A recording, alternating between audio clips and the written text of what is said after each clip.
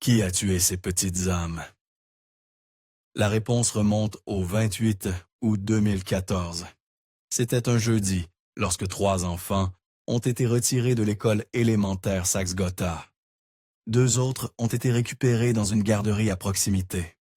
Ces 5 frères et sœurs rentraient chez eux, et ce trajet aurait dû être court, familier, sûr. Mais ce voyage a pris une tournure étrange. Au lieu de retourner vers la modeste caravane, nichée au bout d'un chemin de terre dans le comté de Lexington, en Caroline du Sud, le conducteur a fait un détour brusque et inattendu. La voiture s'est arrêtée sur le parking d'un Walmart. Ce qui s'est passé ensuite n'était pas seulement étrange, c'était troublant. Il a forcé les enfants à sortir de la voiture. Là, au beau milieu d'un espace public animé. Il les a poussés dehors avec toute sa force. Et puis, il les a fait remonter dans la voiture. Pourquoi? Personne ne le sait. Ce même soir, à 19h12, Amber, la mère des enfants, a passé un coup de fil à la maison familiale. L'un des garçons, encore si jeune, a répondu. Sa voix, jeune et innocente, a résonné dans le combiné. Leur conversation a été brève, rien d'inhabituel. Mais Amber ne savait pas alors que ce serait la dernière fois qu'elle entendrait son fils parler. Après ce-là, plus d'appels, aucun message retourné, aucun contact. Quelque part entre cet instant et le passage à minuit, derrière les portes closes d'une caravane silencieuse dans une petite ville du Sud, 5 enfants ont disparu. Le 1er septembre, le même homme a été vu dans un Dunkin' Donuts à Spartanburg. Sa voiture passait devant des étrangers, des stations-service. Le 3 septembre, il parcourait les allées d'un Walmart à West Columbia, mettant dans son panier des scies, de grands bacs en plastique et des bouteilles d'acide muriatique. Les reçus parleraient d'eux-mêmes plus tard. Pendant ce temps, les enfants étaient signalés absents. Vendredi, lundi, mardi, personne ne les a revus après ce jour. Et l'homme continuait à conduire comme si de rien n'était. Ce même jour, le 3 septembre, Amber a contacté les autorités. Ses enfants avaient manqué une visite prévue. Elle n'arrivait pas à les joindre. Son instinct lui hurlait que quelque chose n'allait pas, terriblement pas, mais rien ne s'est passé. Pas encore. Ce n'est que le 9 septembre, presque 2 semaines après la disparition des enfants, que le monde a enfin appris qu'ils étaient portés disparus.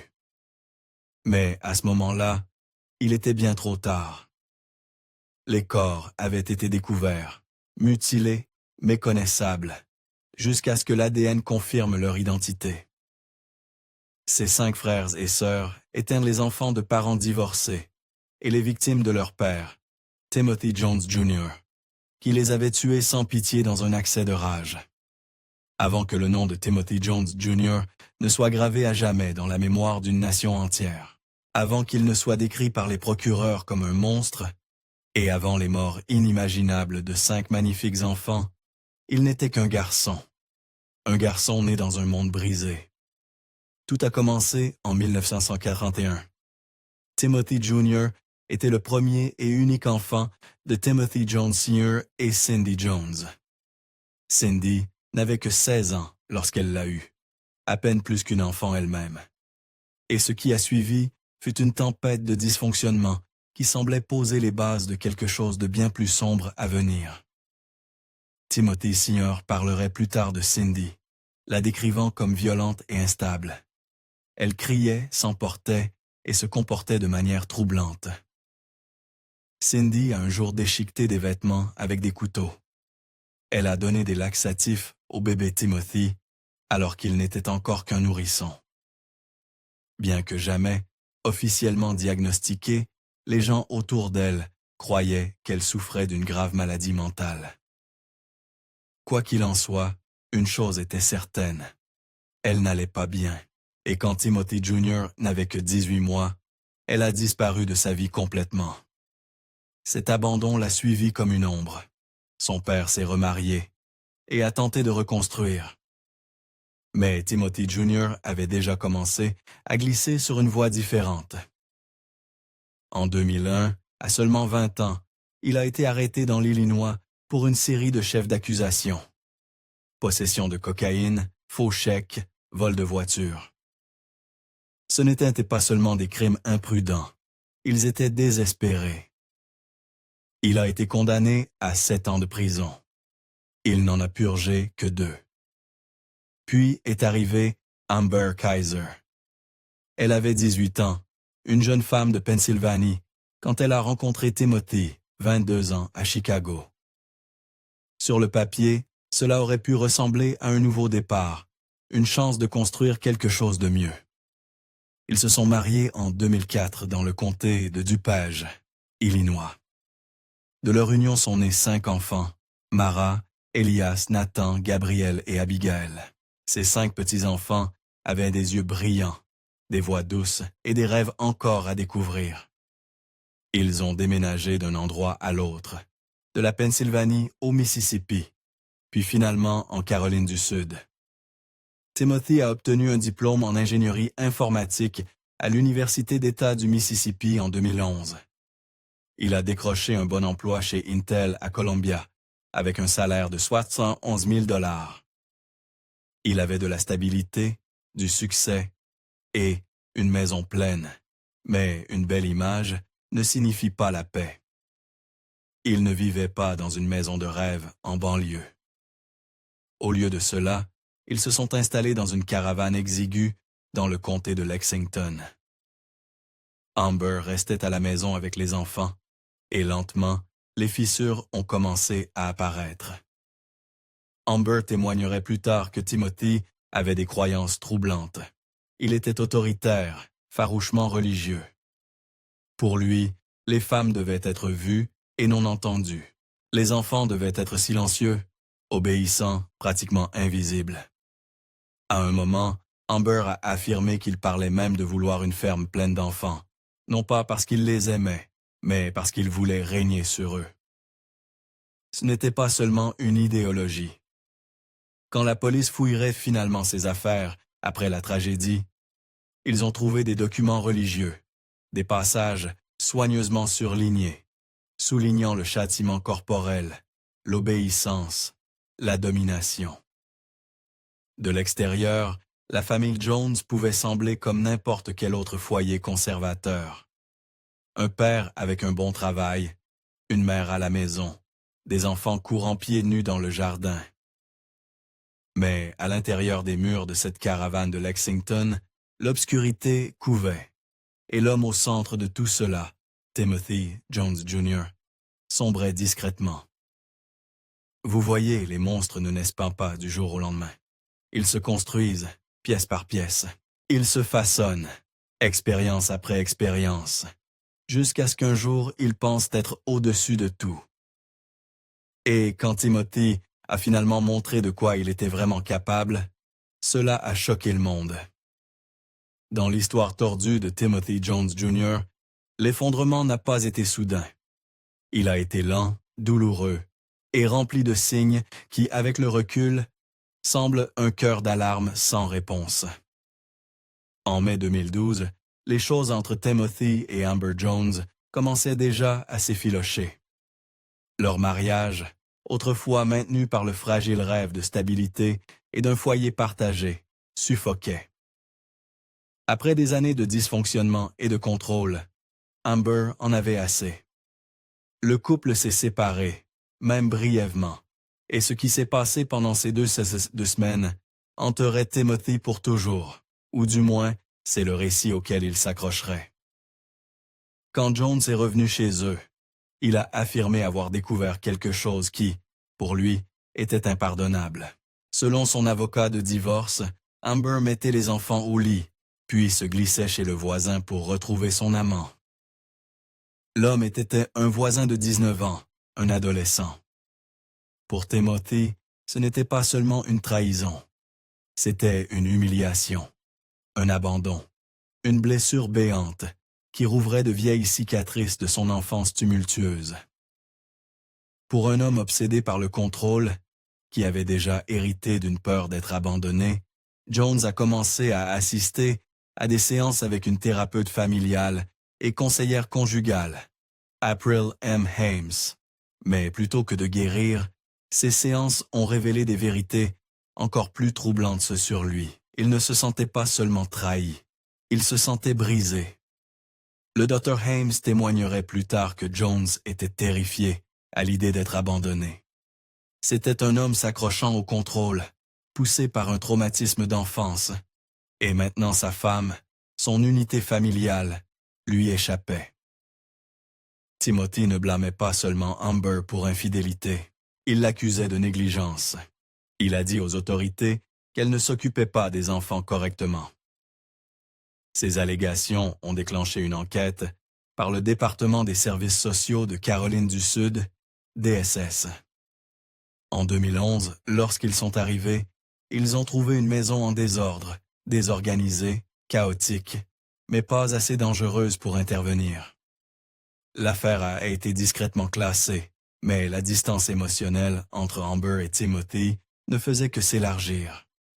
Leur mariage ne s'en est jamais remis.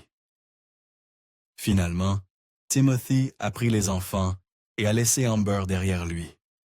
Il les a emmenés tous au Mississippi pour vivre avec ses parents, des gens qu'il avait autrefois élevés dans un environnement tout aussi instable.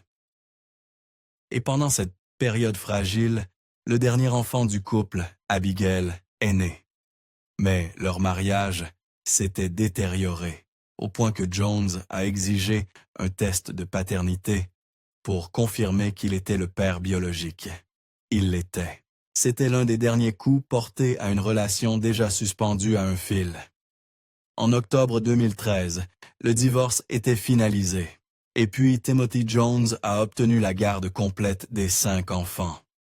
Amber n'a obtenu que des droits de visite, et ceux-ci devaient être supervisés par Jones lui-même. Comment un tel arrangement judiciaire a pu se produire reste un mystère troublant. Mais c'est arrivé. Timothy est retourné en Caroline du Sud, dans le comté de Lexington, mais pas pour un nouveau départ. Lui et les enfants vivaient dans une autre caravane. Celle-ci, nichée le long d'un chemin de terre à Red Bank. C'était isolé, retiré, étouffant. Ce n'était pas seulement une maison. C'était une prison de la conception de Jones, où il pouvait maintenir un contrôle total sur la vie de ses enfants sans surveillance, sans question. Les visites d'Amber sont devenues rares. Elles n'avaient pas lieu à la caravane. Au lieu de cela, elle voyait ses enfants dans un Chick-fil-A à Lexington, difficilement un environnement chaleureux pour créer des liens avec ses enfants. La routine était rigide. Des appels téléphoniques le soir, des rencontres supervisées, un accès limité. Pour le monde extérieur, Jones se présentait comme le parent responsable. Il laissait même ses enfants participer aux soirées jeunesse de l'Armée du Salut le dimanche. Une façade de normalité dans un monde qui n'avait rien de tel. Derrière les portes closes de cette caravane, la situation se détériorait rapidement. Jones a été enquêté 2 fois pour maltraitance infantile cette dernière année. 2 occasions pour quelqu'un d'intervenir. La première est survenue en mai 2014, quand l'un des enfants a rapporté que leur père les avait fessés et forcés à faire des exercices comme punition, sévère, mais dans les limites de la loi, puisqu'il n'y avait pas de bleu visible, pas de marque, pas de problème. L'affaire a été classée, mais 2 semaines plus tard, une autre accusation a émergé. Cette fois, elle était glaçante. Une seconde plainte alléguait que Jones battait régulièrement ses enfants, laissait des bleus, qu'il ne les nourrissait pas correctement, qu'il les empêchait délibérément d'aller à l'école publique, pas pour l'enseignement à domicile, mais pour que personne ne voie les bleus et ne pose de questions. Dans les notes de l'affaire, une phrase glaçante se démarquait. Le père semble dépassé, car il est incapable de maintenir le foyer. Encore une fois, l'affaire n'a pas été classée.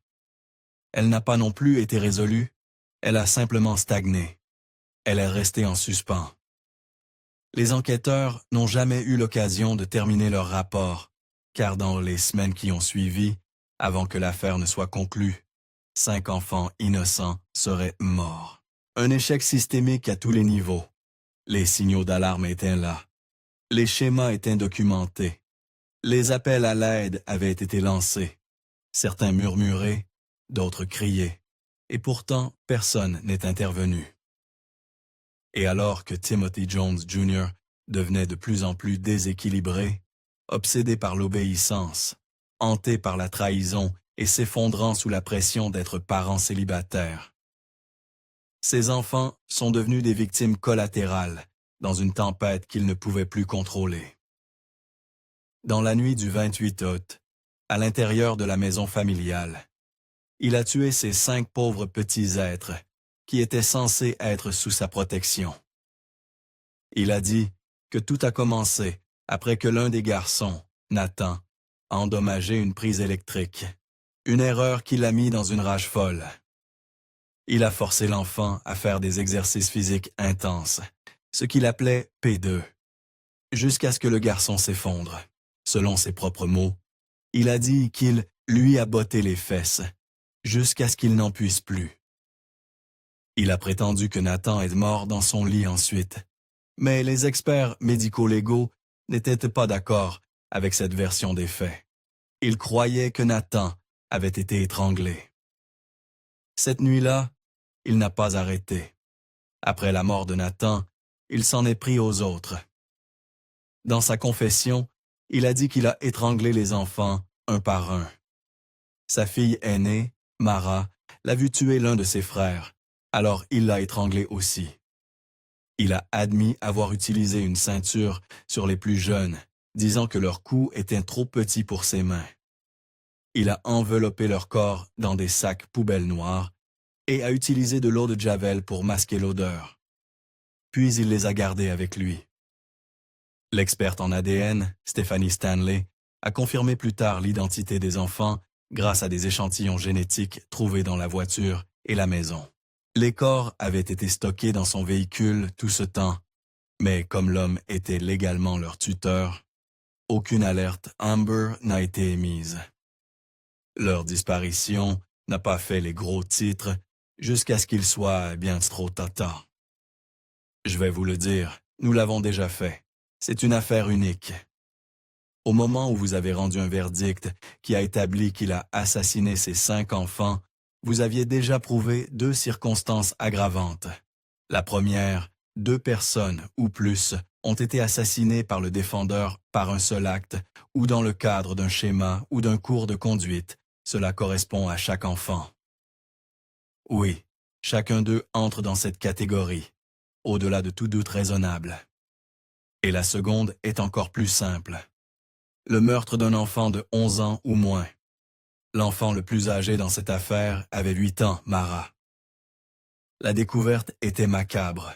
Sur un chemin de terre rural près de Camden, en Alabama, 5 petits corps ont été trouvés entassés dans des sacs poubelles noirs. Ils avaient été laissés là sous le soleil pendant près d'1 semaine. Au moment où ils ont été retrouvés, les dégâts étaient faits. La chaleur, les sacs et l'exposition aux éléments avaient accéléré la décomposition. Des asticots et des animaux s'en étaient pris au reste. Le docteur Janice Ross, qui a effectué les autopsies, a décrit l'état des corps comme une décomposition avancée.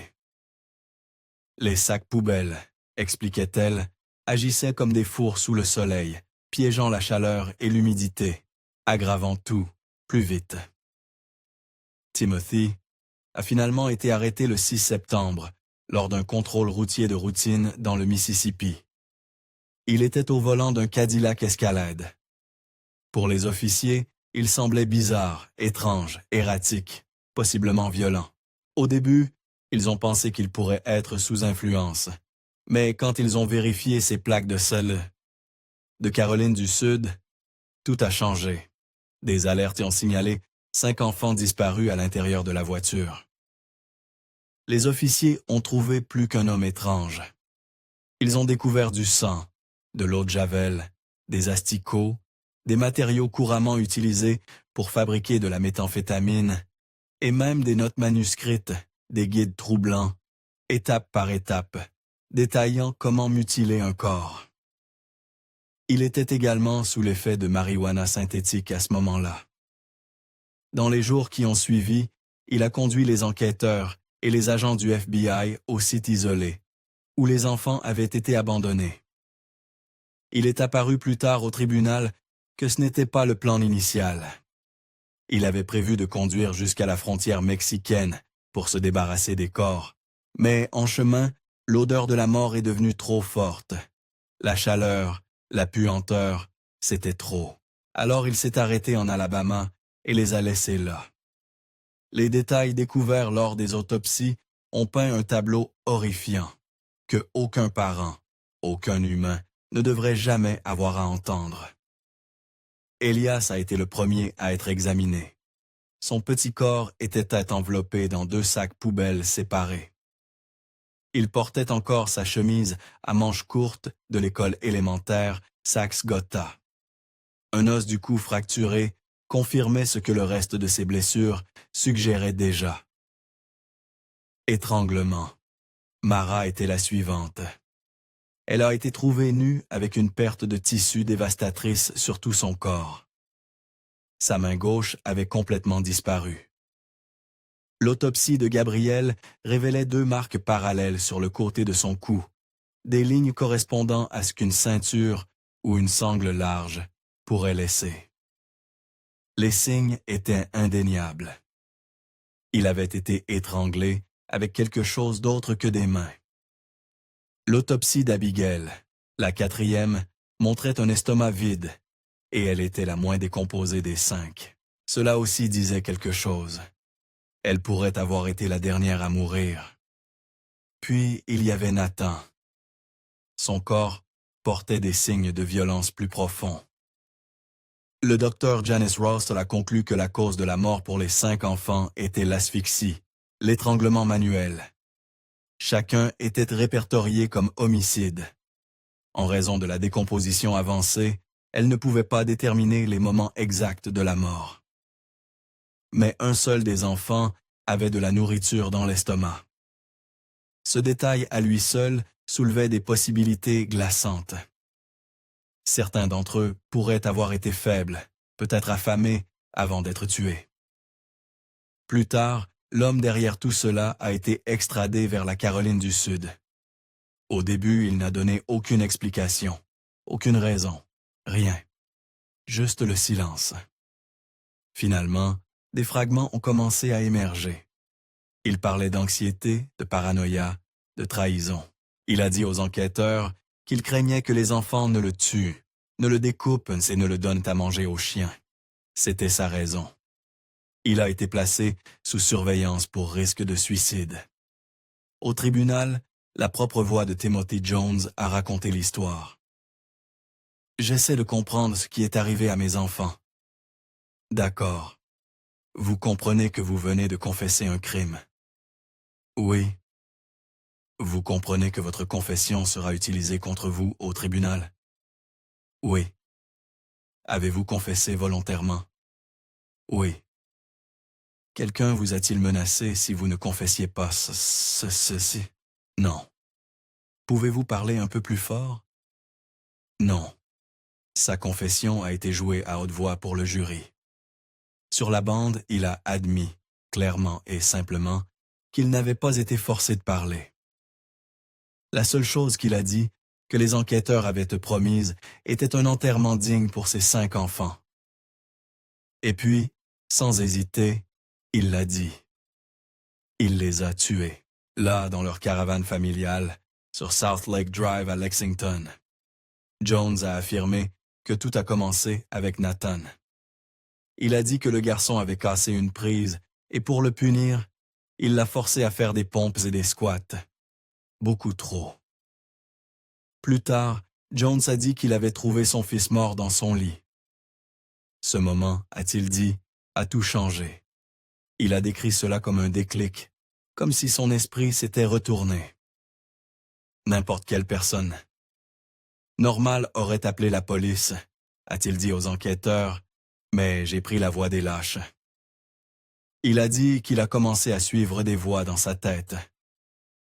Il a même blâmé ce qu'il appelait un gremlin démoniaque. Après Nathan, il a étranglé les 4 autres enfants, un par un. Il a admis avoir mis les 5 corps dans le coffre de son véhicule. Au début, sans même utiliser de sac plastique, à un moment, il a confessé avoir pensé à découper les corps ou à les brûler. Il a même écrit ses plans, mais il a dit qu'il n'a pas pu aller jusqu'au bout. Sa voix tremblait dans certaines parties de la bande. Grâce et vie sans raison, sans donner de raison.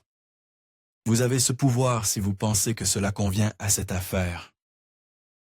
Et disons que vous trouvez des circonstances atténuantes, cela signifie-t-il la vie automatiquement? Non. Vous pouvez trouver à la fois des circonstances aggravantes et atténuantes et prononcer la mort. La loi le permet. Vous pouvez trouver les deux et prononcer la mort. Il va vous dire qu'il y a d'autres preuves, ce que vous appelez généralement des preuves de caractère. Des preuves sur cet homme là-bas, quel genre de personne il est. Des choses négatives. Cela ne remplace pas ou n'est pas utilisé pour les circonstances aggravantes, mais vous l'obtenez. Vous avez déjà trouvé des circonstances aggravantes. Ce seront des preuves de caractère. Quel genre d'homme est Tim Jones Jr.? Vous avez eu un bon aperçu dans la première phase, mais vous avez beaucoup entendu ces derniers jours. Quel genre d'être humain il est? Quel genre de personne il est? Vous avez également eu un aperçu de qui étaient ces petits-enfants. Vous avez vu leur visage. Vous avez entendu leur nom, mais vous avez appris un peu à leur sujet. C'est ce qu'on appelle des preuves d'impact sur les victimes. Alors, qui est Tim Jones Jr.? Qui est cet homme? Eh bien, vous savez d'emblée, en étant assise ici, qu'il est un meurtrier. Il s'est effondré en pleurs au tribunal pendant la lecture. Il a dit que les meurtres n'étaient pas planifiés. Il a appelé cela un moment de « ce qui vient de se passer », comme si tout avait dérapé. Mais les enquêteurs et les experts ont vu quelque chose de différent. Ils ont trouvé des notes dans sa voiture, des instructions manuscrites sur comment mutiler des corps. Ils ont trouvé de l'eau de javel, du sang, même des outils utilisés pour fabriquer de la méthamphétamine. Il y avait des matériaux pour se débarrasser des corps. Et les reçus de Walmart montraient qu'il avait acheté des bacs en plastique, des scies et de l'acide après les meurtres. Et puis est venu le témoignage. Un gardien de prison a raconté comment Jones a dit qu'il l'avait étouffée jusqu'à ce qu'elle devienne violette en parlant de sa fille. Il a dit qu'elle était entrée et avait vu ce qu'il avait fait et qu'il ne pouvait pas la laisser partir. Un autre gardien a dit que Jones lui avait raconté que Nathan jouait simplement avec une prise électrique quand il l'a attrapée et étranglée. Sa fille est entrée juste après. Puis est venu le reste. Le psychiatre du tribunal a expliqué que Jones n'avait pas de schizophrénie, comme sa défense a essayé de le faire valoir. Au lieu de cela, il a été diagnostiqué avec un trouble psychotique induit par la drogue. Eh bien, je vois des gens. Quel genre de gens voyez-vous? Juste des gens normaux de tous les jours. Je ne leur parle pas parce que si vous commencez à me parler, pas à eux, mec. Si vous prêtez attention à ce qui se passe dans ma cellule, je deviens si fou que je commence à leur parler. Est-ce que cela s'est produit le jour du crime? Oui. Qu'avez-vous vu le jour du crime? Avez-vous vu des gens? Oh, je n'ai pas parlé de... Non, je suis désolé. Cela revient aux voix. Juste les voix? Ok. Ouais, les voix étaient déchaînées dans ma tête. Y avait-il... Et il n'y avait pas de place pour que la logique parle. Elles étaient si fortes que la logique était silencieuse. Je comprends. Avez-vous des idées ou des croyances que d'autres personnes trouvent folles? Si oui, lesquelles? Je suis franc-maçon. Franc-maçon, ok. Je ne sais pas. Ils pensent probablement que mes pensées sur l'exercice sont folles, mais j'ai tendance à penser que les gens devraient prendre soin d'eux-mêmes. Ok. Je suis old school dans le sens où je pense que les enfants devraient se faire botter les fesses par un professeur. Je n'aime pas le fait que... Et voici l'un de mes problèmes. C'est à propos de ça que le DSS parlait. Ouais. Quand j'ai grandi, je ne m'inquiétais pas que les enfants apportent des armes à l'école et se fassent exploser avec un professeur. Ça n'arrivait pas. Parce qu'il y avait une peur saine. Et on était corrigé par les parents. De nos jours, les enfants apportent des armes à l'école parce que je pense qu'ils ne sont pas corrigés à la maison. Et ils prennent la vie d'autres personnes parce qu'ils n'ont aucun respect pour l'autorité. J'ai dit, je ne laisserai pas mes enfants sortir et aller tirer sur les gens parce que je ne leur apprends pas à respecter la vie humaine. La nuit des meurtres, il avait consommé de la marijuana synthétique et regardait des films violents. Un moment, il regardait une scène de viol dans American History X. Le moment suivant, il écoutait une chanson appelée Butterfly Kisses. Ce détail comptait, car il montrait qu'il comprenait le monde autour de lui. Il savait distinguer le bien du mal. Et quoi que vous voyiez de défaut en eux, il aime son fils. Il l'a protégé. Il l'a gâté. Vous occupiez-vous de sa grand-mère? Ouais, Tim Jones est un homme égoïste. C'est son petit-fils qui est jugé pour sa vie. Mais elle savait que c'était la vérité. Il est égoïste. Tim Jones Jr. a grandi en sachant. Il a grandi en sachant qu'il pouvait manipuler sa famille. Il a grandi en le sachant. Et peut-être que vous pouvez dire, eh bien, il a eu une vie si difficile. Mesdames et messieurs, il avait l'opportunité. Il avait les dons pour être tellement plus. Sa vie est une question de choix. À travers tout cela, sa voix, sa planification, ses actions, une chose est devenue claire. Timothy Jones a pris une décision consciente de tuer ses enfants. Et quand il a finalement été arrêté en conduisant avec leur corps en décomposition dans le coffre, il était trop tard pour revenir en arrière. Après 15 jours éprouvants au tribunal, remplis de témoignages déchirants, de confessions troublantes et de détails bouleversants, un jury a finalement pris sa décision. Nous, le jury, dans l'affaire mentionnée ci-dessus, avons constaté, au-delà de tout doute raisonnable, l'existence des circonstances aggravantes statutaires suivantes, à savoir 2 personnes ou plus ont été assassinées par le défendeur par un acte, ou dans le cadre d'un schéma, ou d'un cours de conduite, et le meurtre de 5 enfants de 11 ans ou moins. Le 4 juin 2019, Timothy Jones a été reconnu coupable du meurtre de ses 5 enfants, mais l'affaire ne s'est pas arrêtée là. Un peu plus d'une semaine plus tard, le 13 juin, le jury est revenu. Cette fois, pour décider de son sort. Ils ont convenu que le crime impliquait des circonstances aggravantes, ce qui signifie qu'il était particulièrement cruel, odieux et impardonnable. Ils l'ont condamné à mort. Jones est devenu l'un des 2 seuls hommes condamnés à mort en Caroline du Sud cette année-là. Il est toujours dans le couloir de la mort, attendant son exécution. Timothy Jones est maintenant un autre nom gravé dans le long registre sombre du couloir de la mort, un père qui est devenu l'exécuteur de ses propres enfants et qui attend maintenant en silence que la justice suive son cours. Qui vient aider les enfants dont les propres protecteurs sont leurs pires ennemis?